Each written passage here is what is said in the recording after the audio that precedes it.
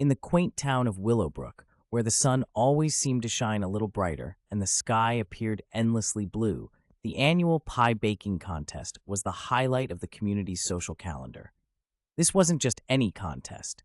It was a beloved tradition where local bakers and amateur chefs alike showcased their best recipes. But this year, an incident at the contest would require more than just a good crust and a tasty filling. It would need a dash of detective work. Margie, a spry woman in her early 60s with a talent for crusts, was particularly excited for her veggie pie, a masterful blend of garden vegetables enveloped in a buttery, golden pastry. "This is my year," she declared as she placed her entry on the display table in the town hall.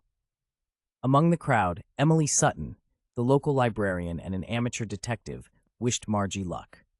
As the judges made their way around the tables, making notes and whispering amongst themselves, everyone's spirits were high until the unthinkable happened. As the clock struck 2 and the judges approached Margie's table, her prized pie was nowhere to be seen. A collective gasp swept through the room. Marjorie's eyes widened, her hands trembled. Emily, always eager to put her sleuthing skills to use, stepped forward. "Don't worry, Margie, we'll find your pie," she assured her, her tone as firm as her resolve. The judges agreed to delay the judging, and Emily began her investigation. She first gathered everyone near the vicinity of Margie's display. Among them was Peter, a newcomer to Willowbrook, who entered a peculiarly avant-garde savory pie, Susan, known for her competitive streak and delicious strawberry rhubarb pie, and little Timmy Turner, a curious boy of 10 who loved solving puzzles. Emily inspected the area for clues. Crumbs? None.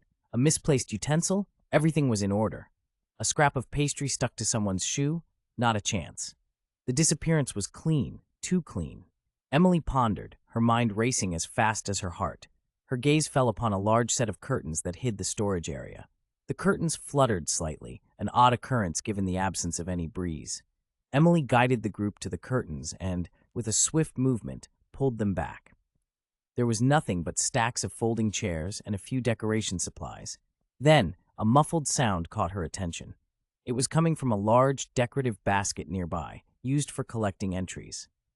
With careful hands, Emily lifted the top, and to everyone's astonishment, the missing pie sat nestled amongst the napkins, almost untouched, except for a single small piece cut out. The group burst into a series of questions and exclamations, but Emily raised her hand for silence. She questioned Timmy, as the basket was part of the decorations he had been curious about earlier. With cheeks reddening under the interrogation, Timmy confessed to the innocent crime.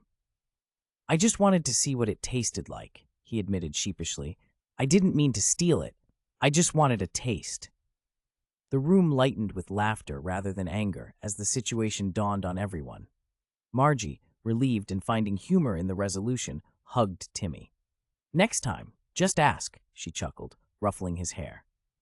The contest resumed, and while Margie's veggie pie didn't win first place, it received an honorary mention for most sought-after pie. Emily, delighted at having solved the mystery, enjoyed a generous slice of the famous pie, satisfied with the sweet taste of justice and community spirit. And so, life in Willowbrook returned to its peaceful, joyous norm, with all looking forward to next year's contest, perhaps with a bit more security around the pies.